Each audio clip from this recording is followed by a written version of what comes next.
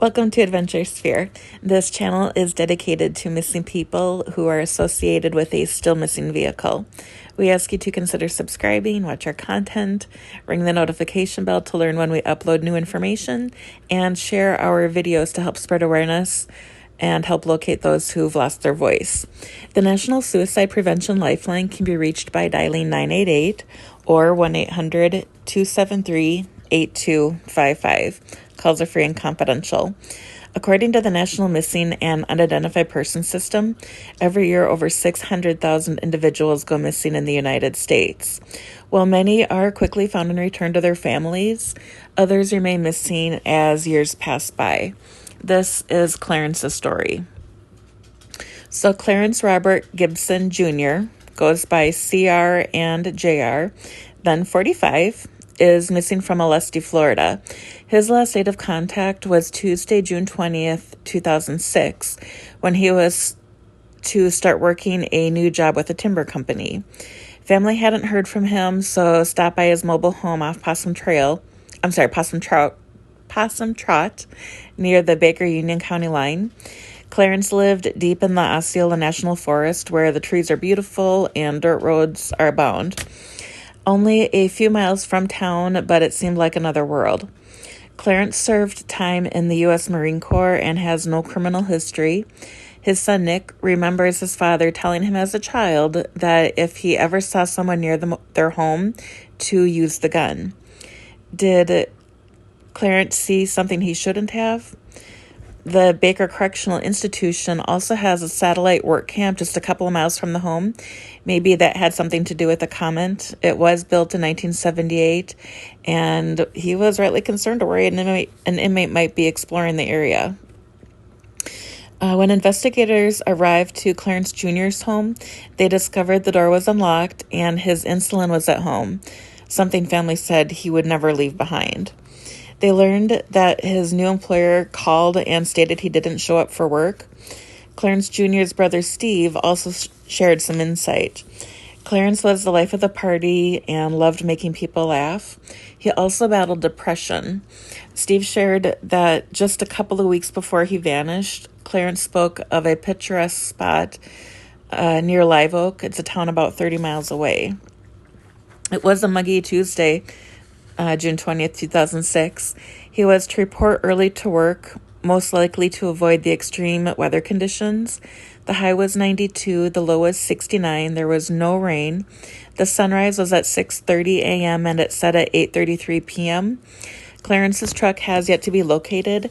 He drives a gray 1987 Nissan Pathfinder with Florida license plates A163QT. The Baker County Sheriff's Office is investigating. They can be reached at 904-259-0296. His case number is BCOOFF06001517. Family doesn't know if he just left, if he was murdered, or if he took his life. What they do know is they want closure. His father believed at the time of his passing that his son was living before his death on March 15th of 2020. Clarence Sr. was 86 at the time of his passing. He was born in Commerce, Georgia, May 1st, 1933, was a U.S. Army veteran who served in the Korean War, then worked for the Atlantic Coastline Railroad. I believe upon one's death, we learn the answers to our life's mysteries. I do have some questions if his family, friends, his employer sees the video. Perhaps they can share some insight to help us find him. I am curious of the last cell phone ping coordinate. If we can find that, we can narrow the search area down to about 3 miles or so. What was his exact home address and the work address he was supposed to report to? What was his schedule supposed to be like? Did he volunteer anywhere, attend church? What kind of hobbies was he into? Social groups? Would he prefer to go out or stay home? Was he an early bird or a night owl?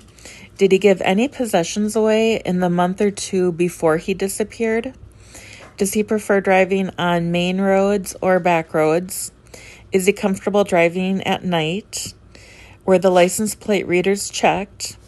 Did he put any calls into AAA, his mechanic, or car insurance provider within a day or two of going missing?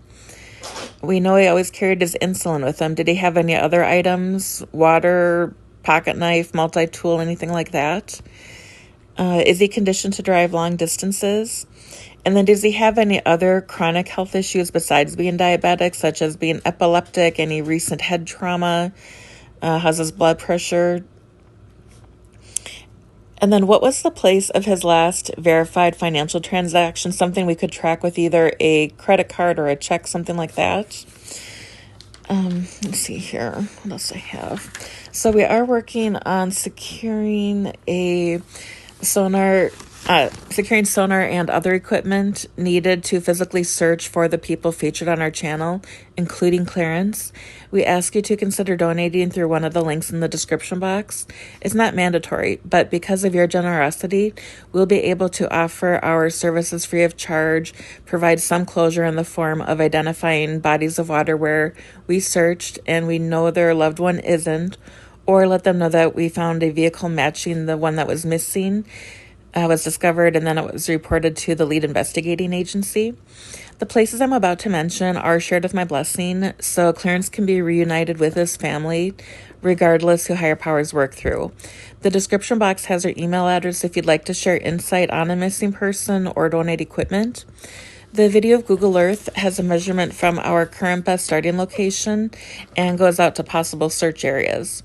We focus on bodies of water within 5 miles of their last known location and within 5 miles of a known destination. We may expand the search area if an area has been heavily searched, but please keep in mind that accidents tend to happen closer to the known locations, and we also search sentimental areas.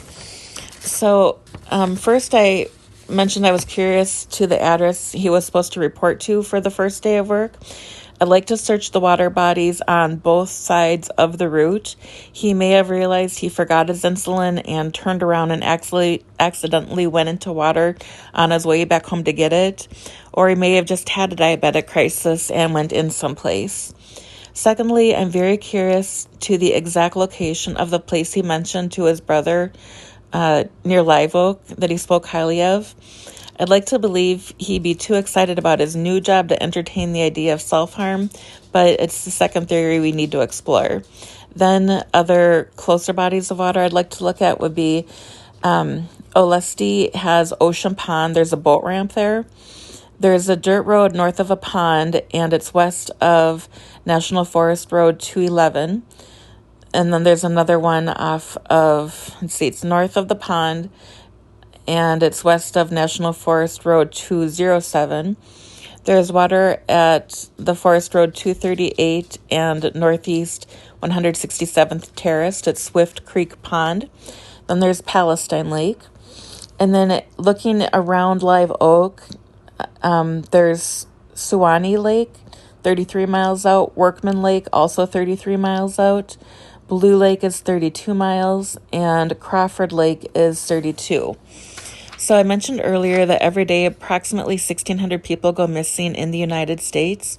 Your donation brings closure to families with missing loved ones like Clarence by helping us secure equipment and getting us to locations all around the United States where missing people may be found using the cutting-edge sonar technology. Our mobile unit will be able to assist families in small towns that need access to the high-end sonar equipment and diving services. And then we can also assist large cities as adjunct professionals.